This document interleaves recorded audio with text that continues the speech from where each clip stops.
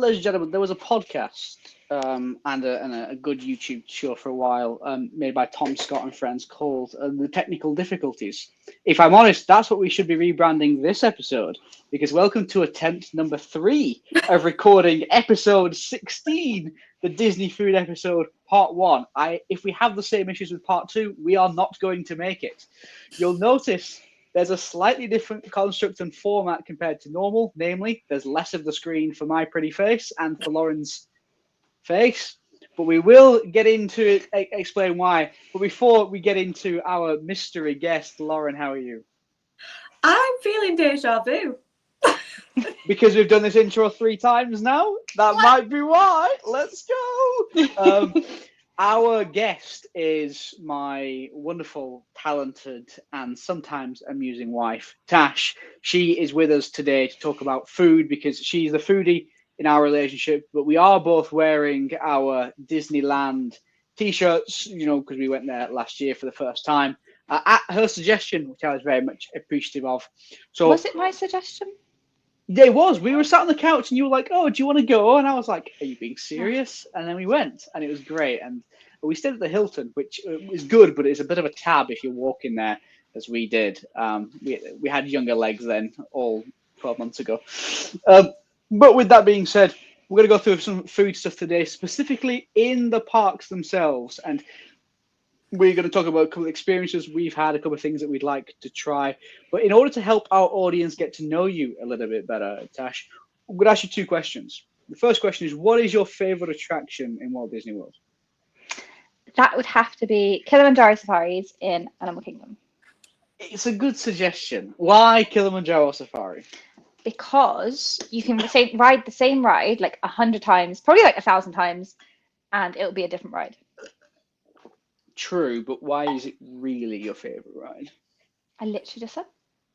Okay, well, now that you're not going to tell the audience the truth, let's talk about what your favorite hotel on Disney property is. What is your favorite resort to stay at? Animal Kingdom Lodge. And why is that? Because you can wake up every morning and have a different view. Exactly. A view of what specifically? There may be giraffes. There might be giraffes. So we stayed in Savannah View Room in May, I believe it was, when we went. And you could wake up in the morning and see giraffes from your bed, which is a pretty good way of doing it.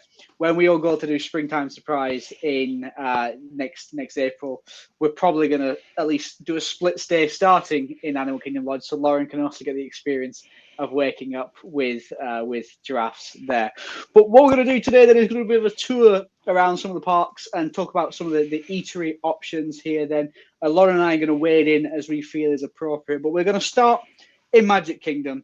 And Tash, where are we going to start from a food perspective on our journey? We are going to start with an all-time classic at Casey's Corner.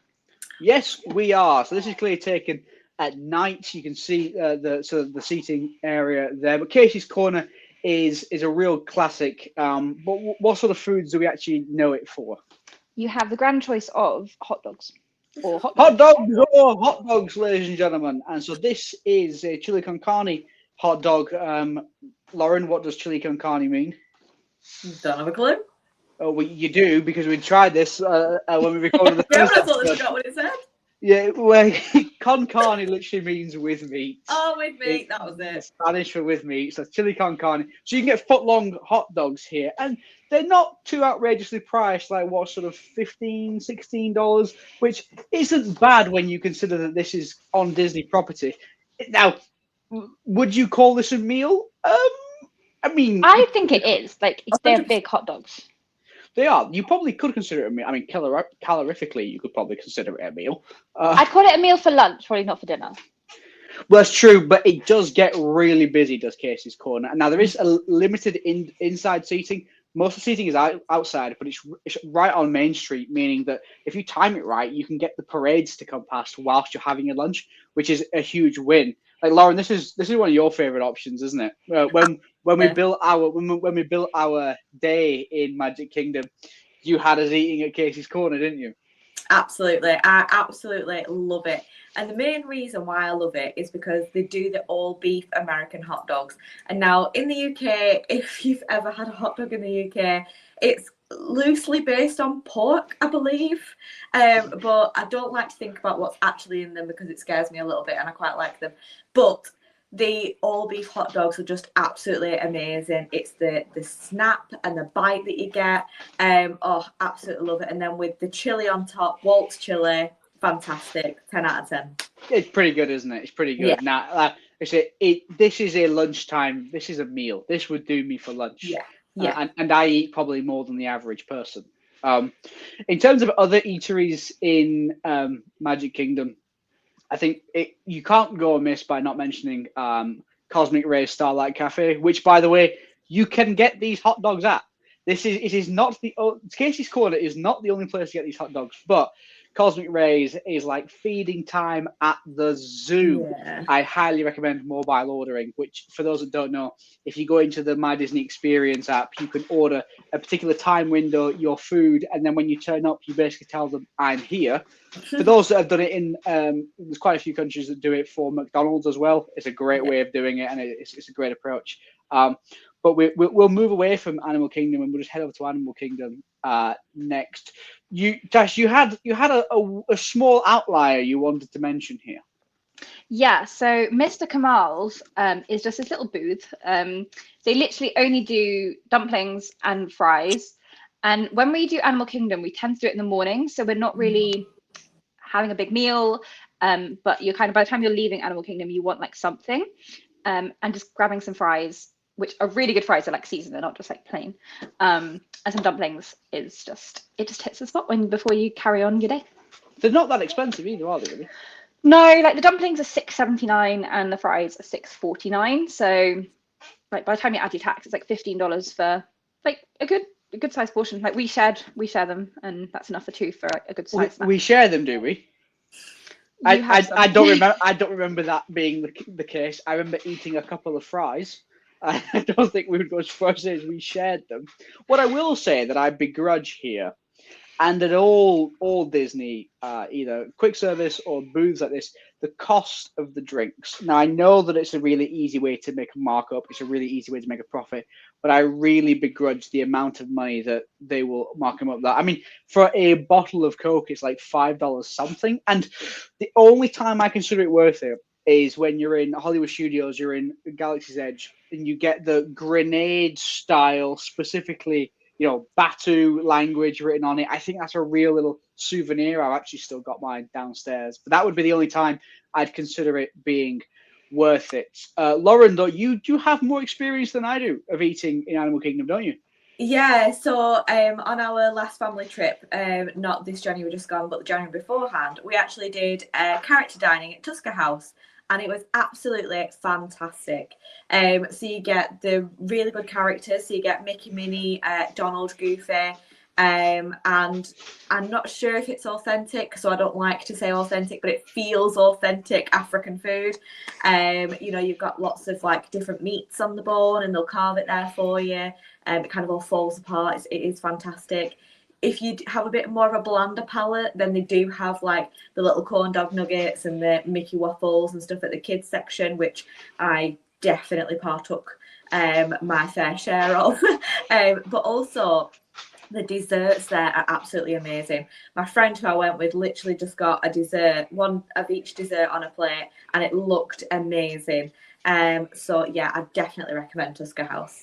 But it is on our to-do list. Wouldn't it be a waste cost-wise to just do dessert there? I mean, she did more than just dessert. Oh, right. That's fine then. That's fine. I thought you were saying she literally just went for dessert, and that would have No. It is on the more expensive side. It's upwards of $60 for adults and like 30 to 40 for a child. And then you've got the service on top of that and all that sort of stuff. So it is expensive, but they also have I don't know if it is pog juice, but the juice that you get, absolutely fantastic. And that's on tap as well. So yeah, I definitely recommend. No, happy days. And so Animal Kingdom, Tusker House, there's certainly a restaurant that we need to go to. But we do have a lot more experience eating in Epcot, and specifically last time we were there, we went to the Japan Pavilion, because where did we eat, my dear? We went to Teppan Edo. Indeed. This is in the Japanese pavilion. This is what's the style of dining called again? So it's teppanyaki. So it's the idea of teppanyaki is it's cooked in front of you. And you can see in this image here that there's sort of 7 or 8 of you around the grill, and they are literally in front of you cooking it. Now, it does mean you are sat elbow to elbow with strangers because it is quite cramped, I'll be honest. And it's really, really hot as well because you've got like 4 grills in one room, and they're at like stupid temperatures because it's kind of cooks instantly. So it is a warm room to be in. Yeah, this is the photo that we took, and my chicken is on the right there, and it was good chicken, but on the left is a beef option. Tash, do you want to take us through how the beef option sort of came out? Yeah, so I actually had the combo of beef and prawns, beef and shrimp, and the beef was phenomenal. It was incredible, and I will definitely have it again. How did you find the chicken, Cameron? The chicken was good, I'll be honest. I don't get food envy because I'm not a foodie, right? However, I had some of your beef, and even though the chicken was what, $35 as a main course, something like that. A little bit more than that, but yeah. Was it? What was the beef at? The beef was 48. What was the chicken? I think it's like 38. Okay, yeah, fine. So there's about a $10 difference in it. I regret not getting the beef because that beef, might have been the best beef I've ever had. So a real sort of scarcity brain mindset there, unfortunately. Now, the whole experience isn't that cheap, though, is it? No, like our bill for the 2 of us, I had a starter, you didn't. So I had calamari as a starter, which also highly recommend. It was incredible. For the 2 of us with drinks as well, it was like $151 by the time you include like your taxes and your service fee and everything like that. So it's not a cheap meal, but it is on the Disney dining plan. So it is on the dining plan for those who engage in that. And I know that there's currently promotions that Disney are running for UK-based Disney guests. If you're staying on a Disney resort, Disney dining plan has come back. And so there's certainly some great resources on YouTube to explain that in a bit more depth. But that could be a nice option for you. I will say, though, credit to the chefs in this because they all put on a little bit of a show. You may have seen some viral videos on Instagram and TikTok and things of people doing really impressive stuff. Our server here, she was still going through training, but she did build a nice little Olaf made of onions with a little nose and everything. She did, after making this, then just go, okay, bye, and chopped him up. It was really well done, though. It was really well done. I was quite a fan. I think the kid to our right was traumatized by seeing Olaf like she just disintegrate into pieces. But yeah, possibly so. But it was worth it for the experience. I was quite impressed, though. I think the whole thing is very much worth it. But that is probably a real to-do item and a real recommendation if you want some really good Japanese style. It's not Japanese food. Let's be really clear here. It is Japanese style. It is not. It is. If you go to Japan, you're probably not going to find Olaf being cut up into pieces. It's just probably not going to happen. Okay. So I would highly recommend it. There is somewhere else within Epcot though that I think is a real hit. And Lauren, your last episode you spoke about the Grand Fiesta Tour as being your most underrated place in Epcot. This is what's the name of this restaurant again, my dear? This is the San Angel Inn. Indeed, and this is sort of, if you just imagine to the left of the screen is where you board the Grand Fiesta Tour, and you come in front of the pyramid, sort of just beyond the seats and the railings as we see it. This is a traditional Mexican themed restaurant. We did make a slight error though when we were here, didn't we? Yeah, we went for lunch, and then we thought our reservation was like in the evening, and then we're going to hit the fireworks, just like that kind of thing. And then we double checked our reservation, and it was actually at 3:00, and we'd had like lunch at kind of 1, and we were really unhungry, and we couldn't change our reservation. So we were like, well, we've got to go because we couldn't get our reservation any other time either. And worth pointing out, for a lot of the restaurants in Disney World, when you book them through the Walt Disney World app, you do have to put down a nominal deposit fee that you will lose if you do not turn up. And so if we wanted to cancel, it would have cost us, I think it was $10 each. Yeah. And so we were like, well, we might as well go. And instead of having the main courses, we just had some of the starter appetizers, didn't we? Yeah, I think we got some like chips and some queso and some sort of tortilla wraps and dips and things like that, which actually was really good. And I think if we went again, I would be, especially kind of for lunch or something, it's like a really good option for lunch because you maybe don't want a full like heavy meal if you're going on rides and stuff, and it's just a good way to. We got like 2 or 3 starters between us, and it. Yeah, I mean, if you're going on the roller coaster that is the Grand Fiesta Tour, you might wanna Yeah, you don't wanna. Yeah, you wanna save yourself. Exactly. Another observation I'd make though here, similar to Tepanedo but for different reasons, the tables, at least if there's only 2 or 4 of you, were quite close together. There wasn't much in the way of wiggle room. You know, we had our bags with us and things. I know the guests to the next of us had their bags, and so it did get kind of a little bit cramped. But I would recommend it. It's nice eating there, and you know, every time you get on the Grand Fiesta and you go around, you're able to say, "Oh no, I ate there." But they have a really good cocktail menu as well, I would add. A really good cocktail menu, and I had a beer because I'm a simpleton. There was one other place in the World Showcase that you wanted to mention, though, just as a quick service highlight. Yes, so this is Lotus Blossom, which is a Chinese-themed quick service. It's obviously in the China Pavilion. It is just quick service. There's a couple of starter options, a few entree options, and it's got seating, and I've never seen it busy. I don't know if that's because it's right next to kind of the main sit-down Chinese restaurant, and people see that and think that that's like it, and then they don't realize this is here or what. But yeah, so starters, like I think they do like spring rolls and dumplings, and then there's like different mains and stuff, and it's just a good place to get a seat, and it's indoor seating, and yeah, it's a good option. Yeah, and Lauren, I know you've eaten here before as well, haven't you? Yeah, so this is one of the only places that I've really kind of eaten a proper meal in Epcot. I'm usually one to go around the festival booths, and I know that you guys like doing that as well. But yeah, I've not had a proper meal in Epcot before, apart from here. And I think you get this tray, and you get like spring rolls and rice and like orange chicken. That was really good. And there's lots of different options. But it's a really good, as you say, solid option for a quick service meal, definitely.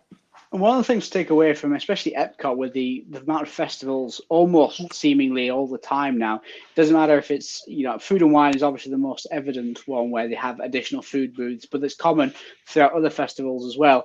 And whenever you go to the food booths, you do get smaller portions. So, you know, you're not going to be paying for a full-size meal, but it is more of a snack style. And you could quite legitimately just bounce country to country having these snacks, and you would feel as if you've, you know, in total had a meal, but been able to experience some different outlooks on food, which is beneficial. Let's move now on to the final park we have mentioned, is Hollywood Studios. There is one place I want to mention before we get into the one on here, and that is we haven't been to Oga's Cantina in Walt Disney World, but we've been in California. And well, Tash, what did you think? I enjoyed it, but it is just an overpriced cocktail bar. They are good cocktails, but they are overpriced cocktails. And like they're snazzy, like you can get them with liquid nitrogen and bubbling and all that kind of thing. But they are when you're paying $28-30 for a cocktail, or for, you know, for some bourbon, it just, the theming is good, don't get me wrong, and it's really popular, and we could only get sort of standing room only and this sort of thing. But it wasn't, honestly, I didn't rate it too highly. I was slightly disappointed by Oga's Cantina. When you think we were in there for maybe 20 minutes and it cost $60-odd, I was like, oh. And one thing I will say, like we like reserved a spot, and we still couldn't get, like we our thing came through saying, you know, your table's ready. And we still had to wait to go in. That was like basically saying turn up at the place. So, and then we still didn't have a table. So it's probably too popular, or they don't have enough seats, or whatever. But yeah, it's not. No, I didn't rate it too highly. But one place that I do like in Hollywood Studios is Baseline Tap House. Now, the beer selection on here changes on a regular basis. And a couple of years ago, when Lauren, when you and I and the rest of the family were there, I spent a distinctly large amount of my time at Baseline Tap House because you lot were all waiting for alien swirling saucers, and I didn't see the point in it. They'll always have some sort of, you know, hard cider there, which I'm quite a fan of. Tash, we were there in May, and we did dip in, didn't we? Yeah, we got some pretzels.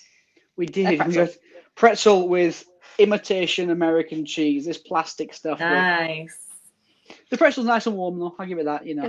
One thing I will say, like going back to that photo you just had, even though there's umbrellas outside, whatever it is, and Hollywood Studios is like a hot park anyway, this corner just captures the heat. Like, Oh, even yeah. though there's umbrellas, it's still stiflingly hot. The tables are like hot to the touch.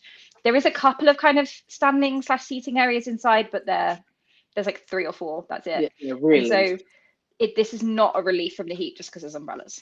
No, I completely agree, and actually I think that Baseline Tap House is good, but I have also seen it where it is absolutely rammed, and I can't truly understand why. They have a charcuterie board as well, which looks decent, but is not reasonably priced at all. But then again, one could argue, is anything in Disney ever reasonably priced? We've gone around the houses there kind of quickly. We've looked at different options, different possible food sources. But so Tash, as our resident food expert, if you were to recommend, or what is your favorite eating establishment in the parks at Walt Disney World? It has to be Teppanado. It does, doesn't it? It's a combination of the style, the theatrics involved, but also the price point is not outrageous compared to some. Yeah, I say we had, I mean, it was like $150 for the 2 of us, and that's including drinks. I think you had a beer. Probably. I probably had a cocktail. I had a starter. You just had a main, and it was a lot of food because like you get your meat and obviously, but you also get your noodles, you get your veg, everything like that. So it is a lot of food, and it is really good food. It is highly recommended. So with that in mind, then we'll draw stumps at episode 16 for part 1 of the Disney food episode. We will look to revisit a part 2 later down the line where we talk more about the resorts and the options that they've got. Lauren, we have a ticker going across the bottom of the screen. Would you like to punch it? Oh, if you like this sort of thing, please consider liking and subscribing. We've got Instagram, we've got TikTok. Please feel free to follow us. And if there's any comments, please do let us know. Tash, thank you very much for joining us for the first time on Monorail and Memoirs. And as always, please stand clear of the doors. Bye, everybody. Bye.